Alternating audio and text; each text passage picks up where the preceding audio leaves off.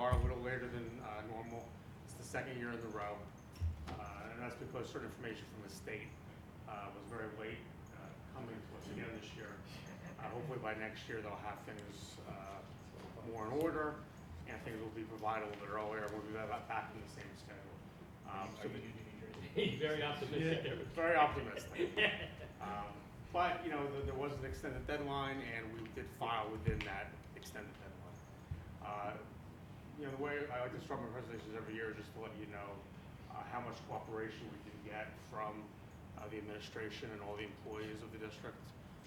You know, we have a number of auditors on site for a number of weeks. You know, that kind of coincides with everyone still having to do their job. So it's very, very important that we get cooperation. We always do. And everyone has a, you know, a very cooperative and you know, very excellent attitude about going through the audit. It's also important, you know, although we interface so much of our time with the business office, it is an audit of the entire district. So anyone that spends money or collects money, that encompasses our audit. So whether it's special education department, transportation, individual schools, all those different departments are encompassed in some way during our audit. One of the things that the district has done for a number of years is submit their financial statements for additional transparency and scrutiny to the International Association of School Business Officials. Congratulations to the district again. The district again received that award for the 24th straight year. So it's quite an accomplishment, so congratulations.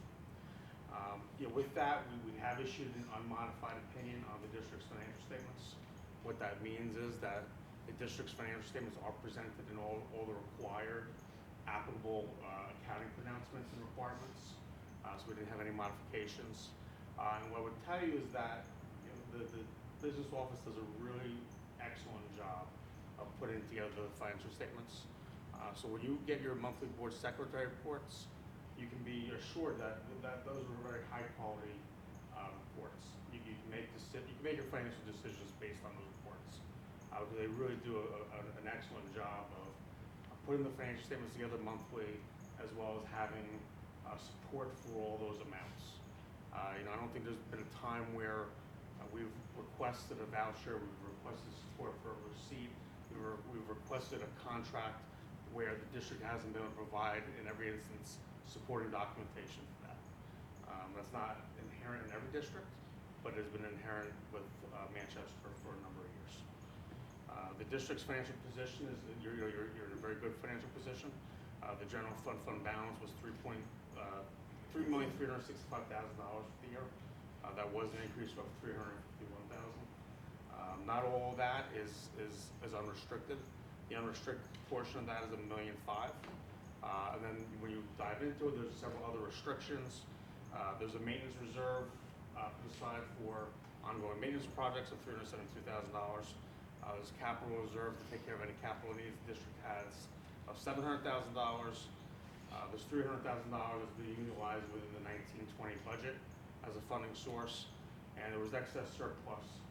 So the amount of fund balance that exceeds that unrestricted 2% maximum that you can have over and above any other restrictions, and that was $461,000, and that's now restricted to go into the 2021 budget. So it has to be dedicated towards that purpose. The capital projects, the leftover money from the referendum at this point is $407,000. That money could eventually become a source for debt service payments. If not, there's another, you know, unless there's another referendum type use for it, that the administration will look into. You know, the one thing that I'm really very, very, very excited and happy to report, the last few years I've come to the board and expressed something, you know, with the district's really has been in a very good financial position. The one area of concern I've had that I've mentioned the last 3 years is the regional day school. The regional day school for the last 3 years has had a deficit in its fund balance, and last year it had grown to be the largest at $749,000 in a deficit position. The district, administration and the board has really done an excellent job of containing costs over its regional day school, and also implementing some strategies in which to enhance enrollment and enhance enrollment at a younger age, to bring them in and I think the fruits of those labors are shown. So this year, there's an increase in that position from the negative $749,000 to $1.2 million.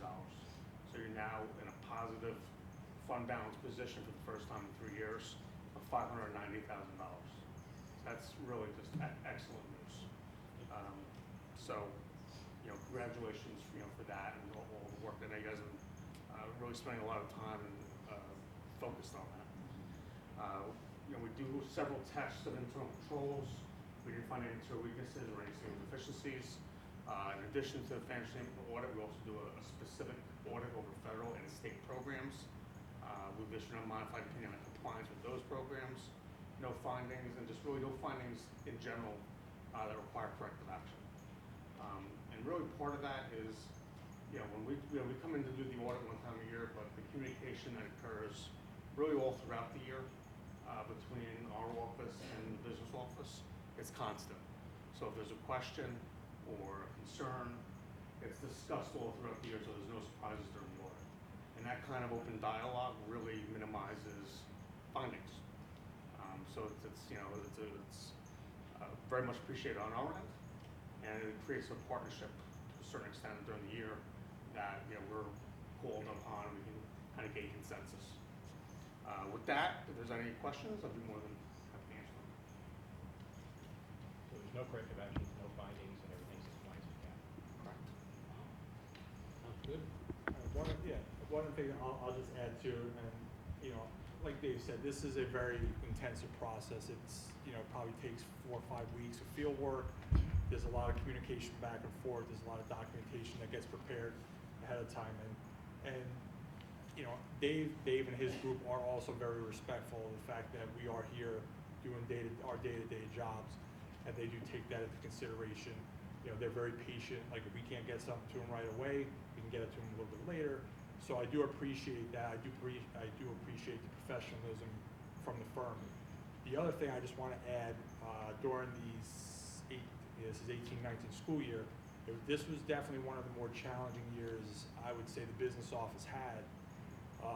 We lost one of our accounts payable people that passed away from cancer during the school year.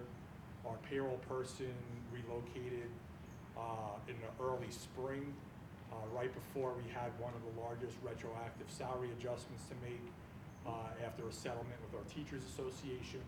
So we had a brand new person come in that never did payroll before. We were shorthanded, and everybody kind of grouped together and picked up the slack a little bit, and we were able to get everything done, and obviously, like Dave said, get it done right. So, achieving the award is great, but it's definitely not on my award or finance department award. The audit encompasses everything in the district. It encompasses building principals, staff, custodians, facilities, transportation. Everybody's got a part in making sure that we're doing things the right way. So I just want to take the opportunity to thank the central office staff for the things that they had to do during this year to pick up some of the slack for some of the people that we lost, and also thank the building staff for the jobs that they do, because every year it seems like more and more regulation comes out. There's more and more things we have to do. They're adding new things to our plate, and every year our staff in the entire district seems to adapt to that. So I want to thank them. I also want to thank the board, and obviously this award, and what this award represents is it validates our commitment to fiscal integrity and transparency. And anybody who picks up this financial statement, if they want to go through the full 150-page document, we'll get a pretty good sense of where we are financially. So I want to thank everyone. I want to thank Dave and thank the board. It was another good year, and so far, we were off to a good start this year, and I don't anticipate any deviation from what we've been doing.